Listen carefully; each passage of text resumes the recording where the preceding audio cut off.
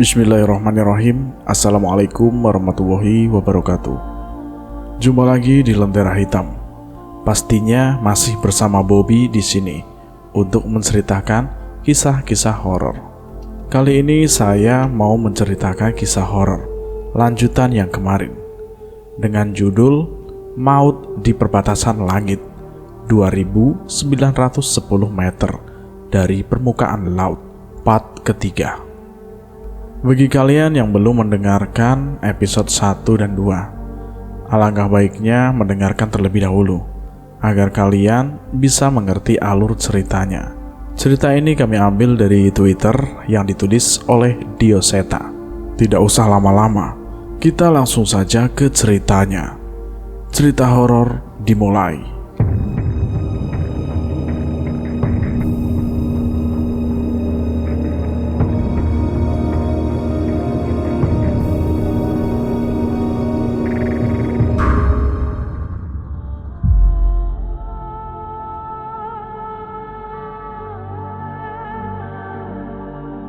Sayup-sayup suara gamelan menemani perjalanan Galang menyusuri jalur pendakian yang tertutup kabut dengan bau busuk di sekitar mereka. Tiwi terpaku melihat sosok yang berada di atas tas Raka. Farel pun seketika terlihat panik hingga terjatuh di tanah. Itu apa, Lang?" teriak Farel. Raka yang melihat kepanikan kami merasa bingung dengan apa yang kami maksud. "Apa? Ada apaan?" Raka membalas tanpa sadar dengan adanya makhluk yang mengikutinya. "Anak kecil, ada tubuh anak kecil tanpa kepala.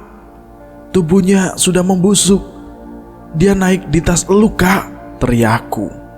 Raka mulai panik mendengar perkataanku. Lalu mulai menoleh ke belakang, tepat ke arah yang kutunjuk. Tepat saat ia menoleh, makhluk itu mengangkat tangan dan mendekatkan wajahnya dari kepala yang terpisah itu ke wajah Raka yang tengah menoleh ke pundaknya. "Aku ikut ya, Kak." Sontak saja wajah Raka berubah pucat pasi. Ia segera melepas ikatan ranselnya dan buru-buru menjatuhkan tasnya itu. "Setan, pergi!" Selepasnya dari tubuh Raka, makhluk itu berdiri dan menyodorkan kepalanya ke hadapan kami. Itu terlalu mengerikan. Kepala makhluk itu seperti sudah membusuk, tanpa mata yang mengisi rongga matanya. Sementara mulutnya tersenyum menghadap ke kami. "Kenapa? Aku cuma mau ikut." Mendengar ucapan itu, Farel segera mencari kesempatan menarik tas Raka yang sebelumnya dinaiki makhluk itu dan segera memberikannya kepada Raka. "Lari! Kita pergi dari sini!" ucap Farel yang memaksa kita pergi sambil memastikan menoleh ke belakang, memastikan makhluk itu tidak mengikuti kami. Sayangnya, hampir setiap arah yang ingin kami lalui mulai tertutup kabut, dan aku masih melihat bayangan berbagai sosok yang memperhatikan kami dari dalam bukit ini. "Ke sana ada jalan." Tiwi menunjukkan sebuah jalan yang jelas yang tidak tertutup oleh kabut. Kami berlari secepat mungkin. Kami mengikuti jalan setapak yang sepertinya memang merupakan jalur yang benar untuk kami lewati. Tidak ada perbincangan di antara kami, selain arahan untuk terus berlari sambil mengawasi arah belakang. Kami berhenti ketika terlihat sebuah pendopo kayu berada di depan kami. "Itu ada pos, pasti ada orang di sana," ucap Farel setengah mengatur nafasnya. "Ya udah, cepet. Kayaknya kita udah gak diikutin lagi," jawabku, yang segera mengarahkan mereka untuk segera melangkah ke pos. Kami tiba di sebuah pendopo dengan ukuran yang cukup besar, dengan papan kayu bertulisan pos 1.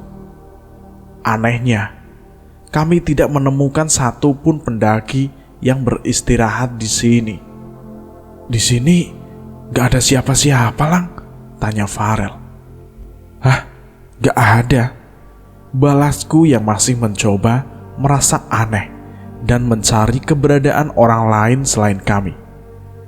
Capek, istirahat bentar, ucap Tiwi yang segera meletakkan tasnya di pos dan menyenderkan badannya di tasnya.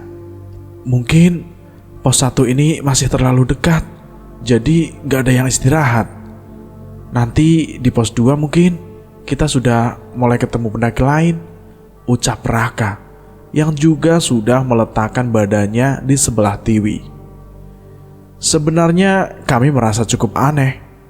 Sudah cukup lama kami berjalan, namun saat ini baru sampai di pos 1. Walaupun kami berjalan dengan santai, harusnya perjalanan kami tidak selama ini. Yang tadi nemblok di tas Raka itu apa ya? Tanya Farel. Udah Rel, gak usah dibahas. Tabu bahas begitu di tempatnya. Gue juga udah males ngingetnya, ucap Raka yang mencoba menahan rasa merindingnya.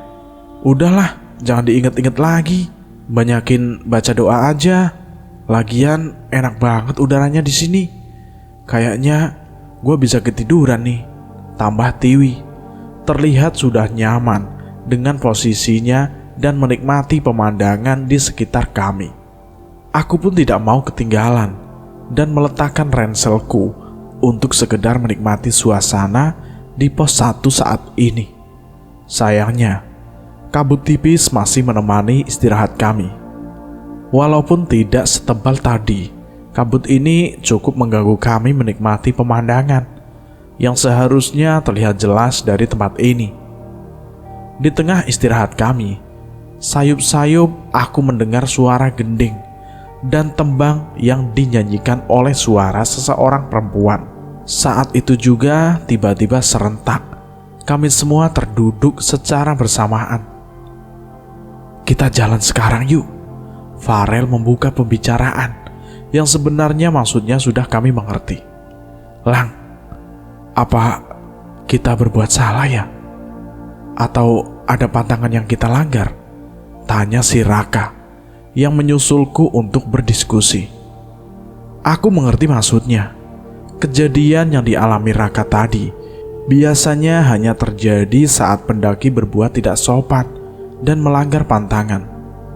Tapi seingatku, kami tidak melakukan perbuatan yang sekiranya dilarang. Seharusnya enggak, Kak. Gua juga percaya sama kalian kok. Sedari tadi kita juga belum ada yang buang air, teriak-teriak, apalagi ngomong kotor, jawabku. Terus kenapa setan bocah itu bisa mengganggu kita ya? Tanya Raka yang sepertinya masih syok. Aku tahu maksudnya. Mungkin ia berusaha mencari tahu agar kejadian tadi tidak berulang lagi setelah ini. Sayangnya, tidak mungkin aku menceritakan apa yang aku lihat saat kita sempat break sebentar tadi sebelum ada setan bocah yang menaiki tas Raka. Gua gak tahu, Kak. Jaga sikap saja, sama sering-sering baca doa. Selama kita gak mengganggu, harusnya mereka juga gak ngeganggu kami, balasku. Iya, bener Lang. Tapi sebenarnya gue udah mulai ngerasa aneh waktu Farel ngomong dengar suara gamelan. Kayak ada sesuatu yang menyambut kita, ucap Raka. Kali ini membuatku berpikir, mungkin saja itu benar. Tapi suara itu didengar Farel saat masih di awal pendakian dan masih ada pendakian lain di depan kami. Gerimis menemani perjalanan kami menuju pos 2. Jalur yang kami lewati saat ini lebih berbahaya dari sebelumnya.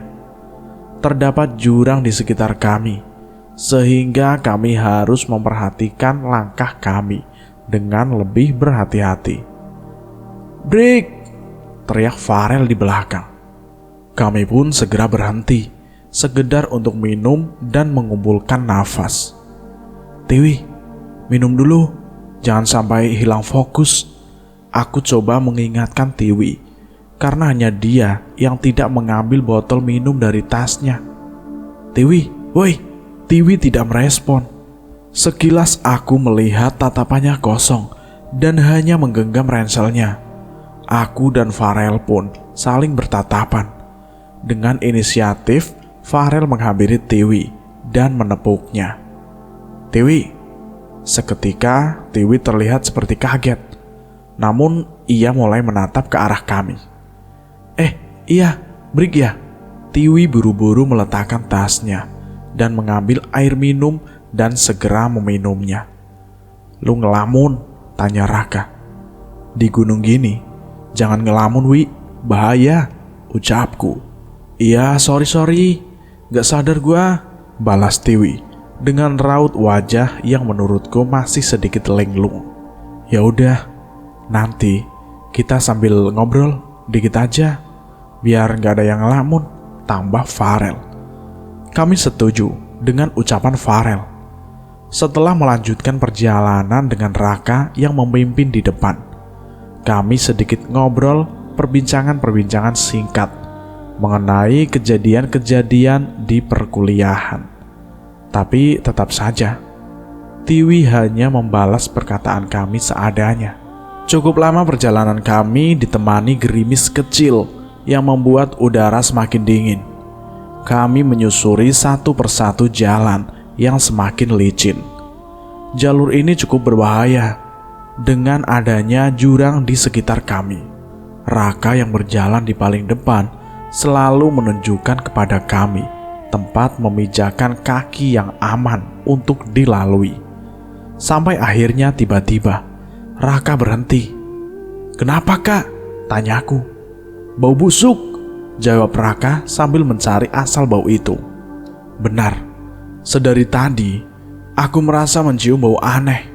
Namun aku memang tidak mau menghiraukannya dan berusaha untuk berpikir positif. "Farel tuh belum mandi dari kemarin," ucap Tiwi sambil menutup hidungnya dan menjauhi Farel. "Enak aja, gue emang gak mandi, tapi baunya gak gini juga," balas Farel sambil mencoba mencium tubuhnya. Serius lu gak mandi dari kemarin? Pantes aja kita sial terus," tambahku. Gak ada hubungannya kali. Udah jalan terus aja kah? Siapa tahu di depan baunya hilang, ucap Farel. Kami setuju dengan perkataan Farel. Namun ternyata perkiraan kami salah. Semakin kami berjalan, bau busuk ini malah semakin menyengat. Rel, baunya tambah parah. Jauhan dikit sana, ucapku iseng. Jah, tega banget lu pada. Kalau gua diculik demit gimana? Ikhlas lu. Sontak aku mengambil selayarku dan melemparnya ke arah wajah Farel. Hati-hati kalau ngomong. Lagi di gunung nih, ucapku memperingatkan. Sorry, lunya sih pada yang mulai bercanda, balasnya. Kami menutup hidung kami dengan selayar buff yang sudah terpasang di leher kami masing-masing. Namun tetap saja tidak dapat menghalangi bau ini. Gila, hampir gak tahan gua. Baunya parah, ucapku yang disetujui tanpa kata oleh yang lainnya. Kami berjalan sedikit cepat, namun tiba-tiba Raka berhenti lagi saat sampai di sebuah jalur pepohonan yang cukup luas. Rumput dan semak di sini tidak terlalu tinggi dan pohon-pohonnya terlihat rapi. Tapi Raka berhenti dengan tingkah yang aneh. Kenapa lagi, Kak? Cepetan, bau banget nih, ucap Farel. Raka tidak menjawab dan hanya terpaku di depan kami. Aku yang merasakan perasaan tidak enak segera menghampirinya untuk memastikan. Wajah Raka terlihat pucat. Ia berusaha menarikku dan memperhatikan apa yang dilihatnya tanpa ingin menunjuk dengan tangannya. Tak jauh dari tempat kami, berdiri terlihat sosok kain lusuh yang penuh noda tanah menggeliat dengan aneh tepat di tengah jalan yang akan kami lalui. Aku tahu melihatnya dengan jelas. Berlahan makhluk itu di hadapan kami, menoleh dan menunjukkan wajah busuknya yang penuh belatung. Pocong! Itu pocong! Tidak seperti Raka yang dapat menahan diri. Kali ini benar-benar ketakutan dan memberitahu yang lain akan apa yang kami lihat. Sialnya, saat aku menoleh ke arah Farel yang berada di belakang aku menemukan sumber bau busuk yang mengganggu penciuman kami sedari tadi. Saat hutan ini mulai tertutup kabut lagi, terlihat di sekitar kami pocong-pocong sedang menatap kami dari seluruh penjuru hutan. Seketika, jantungku berdegup kencang dan tubuhku semakin lemas. Belum pernah aku melihat pemandangan semengerikan ini sebelumnya. Galang, apa-apaan ini, Lang? Wajah Farel terlihat begitu pucat.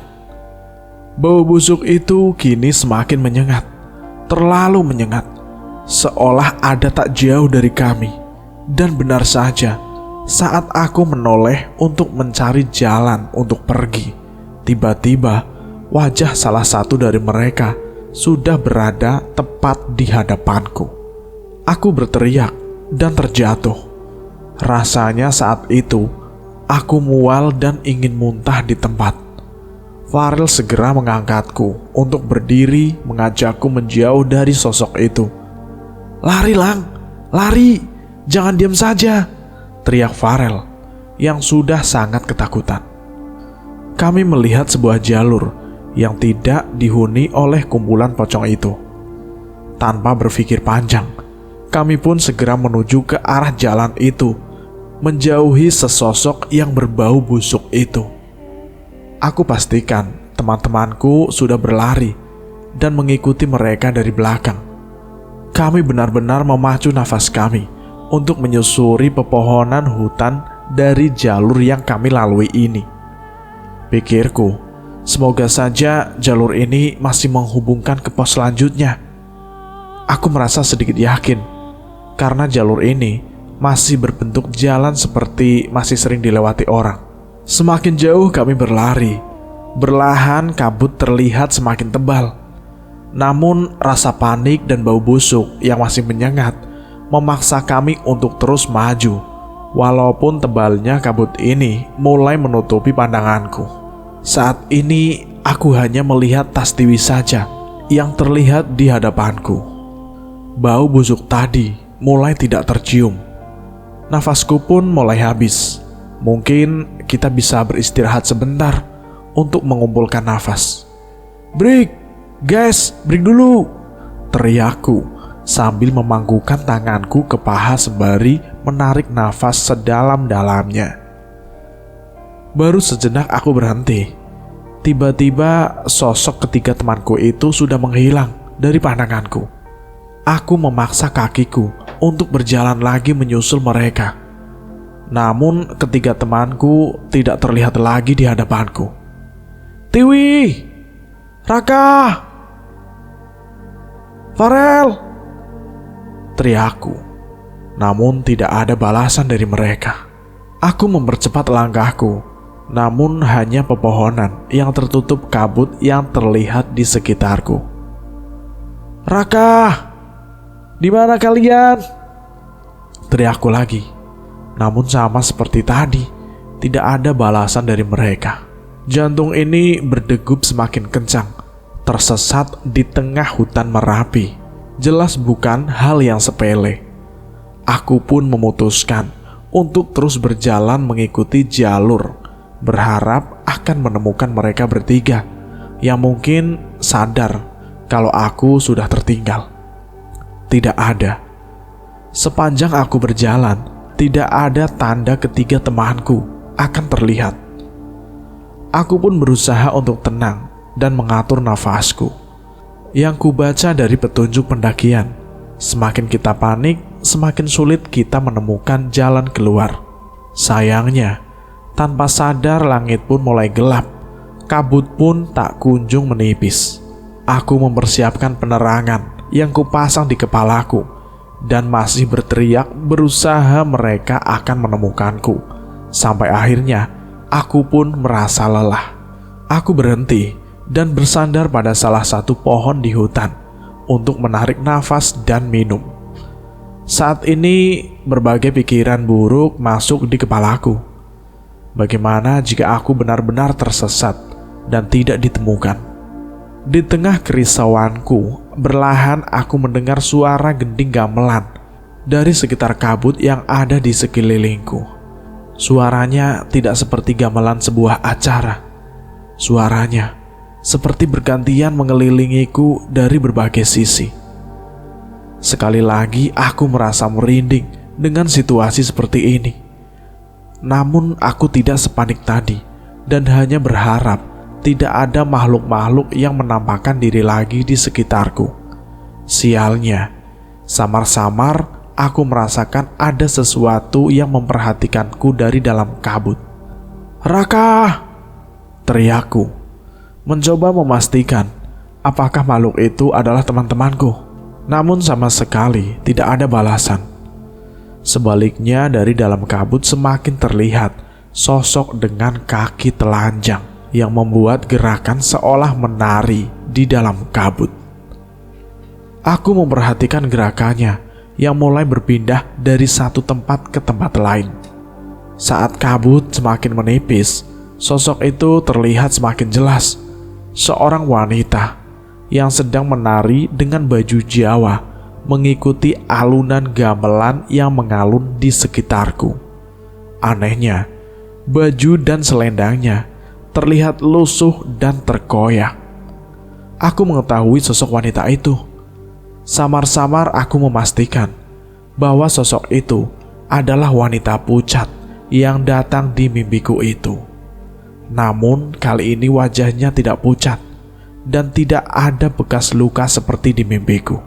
Cantik, bahkan dalam balutan pakaian lusuh itu. Tarian wanita itu terhenti dengan senyuman yang mengarah ke arahku.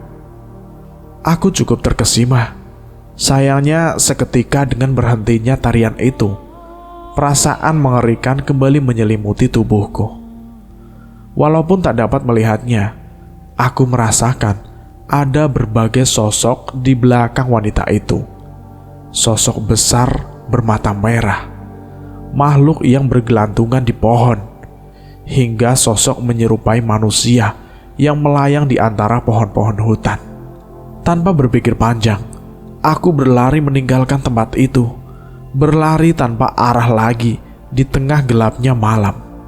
Tanpa sadar, sekali hujan mulai turun dan menghapus kabut di sekitarku.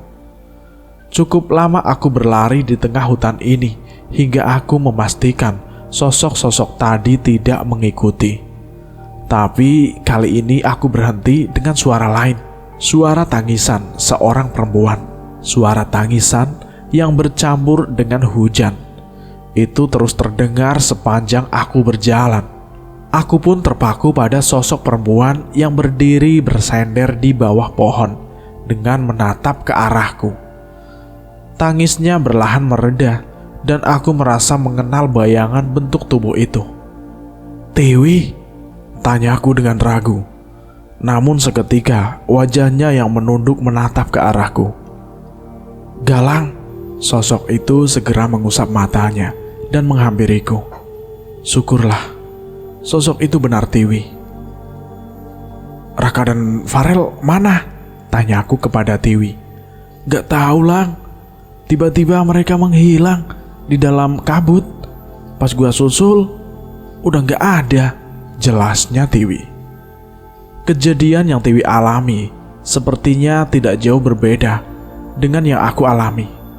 Namun saat ini aku lebih khawatir dengan tubuh Tiwi yang basah kuyup. "Kita pasang tenda di sini dulu ya, ganti baju yang kering daripada lu sakit," ucapku. "Di sini aman, Lang?" tanya Tiwi. "Gak tahu, Wi. Kita gak tahu di mana tempat aman apa enggak di sini. Yang penting kita tunggu hujan reda dulu, baru lanjut nyari yang lain," balasku. Tiwi mengangguk. Kali ini wajahnya terlihat ketakutan tidak seperti Tiwi yang tegar seperti biasanya. Kami berdua memilih mendirikan tenda di bawah sebuah pohon yang cukup rindang, berharap pohon ini bisa mengurangi tetesan hujan yang akan jatuh ke tenda.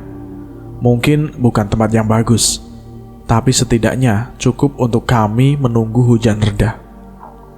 Sana, ganti baju dulu di dalam tenda. Pastiin semuanya yang kering ya, suruhku kepada Tiwi. Sementara aku menunggu di luar. Sementara Tiwi berganti baju, aku mencoba mengitari tenda, memastikan keadaan sekitar, sedikit meraba-raba akan ke arah mana kita akan pergi nanti. Galang, udah, panggil Tiwi dari dalam tenda. Aku melihat Tiwi di dalam tenda sudah berganti dengan kaos putih dan celana pendek.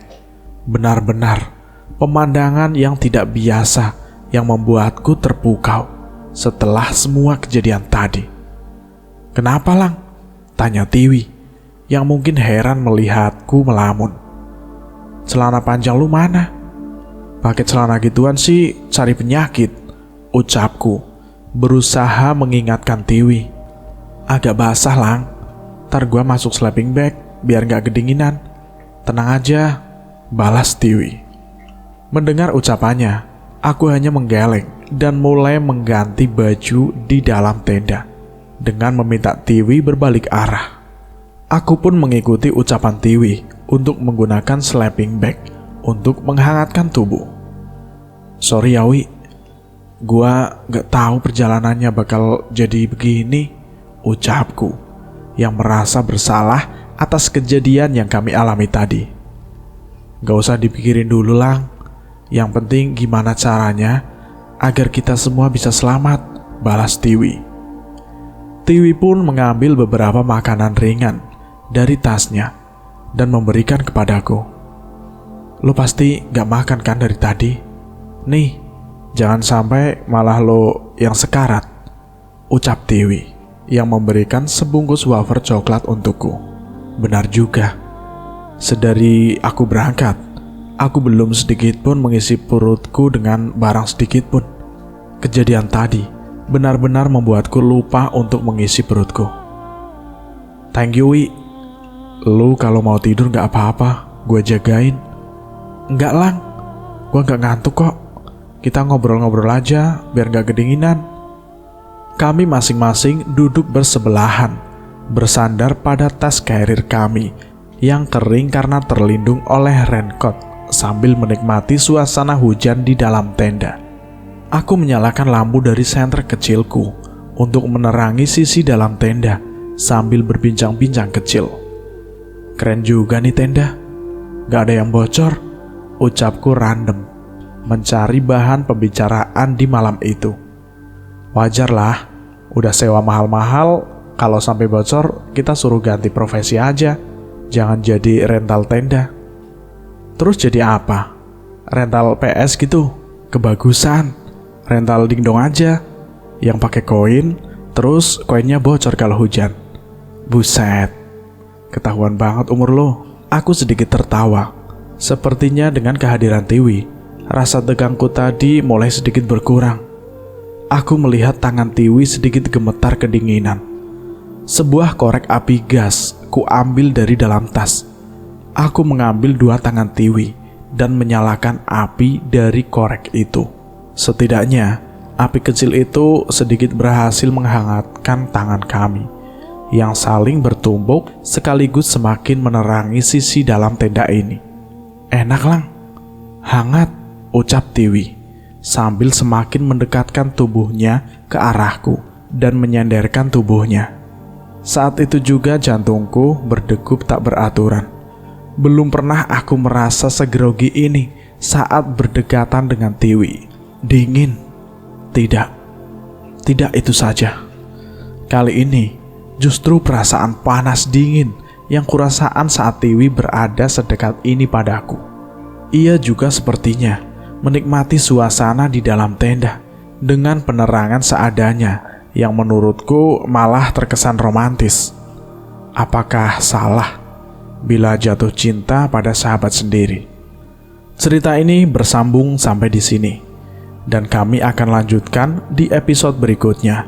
Buat kalian yang belum mendengarkan episode sebelumnya, alangkah baiknya kalian mendengarkan terlebih dahulu agar tahu alur ceritanya. Terima kasih buat teman-teman yang sudah mendengarkan cerita ini. Terima kasih juga buat penulis yang sudah mengizinkan kami untuk menceritakan kisah ini. Saya, Bobby, pamit undur diri.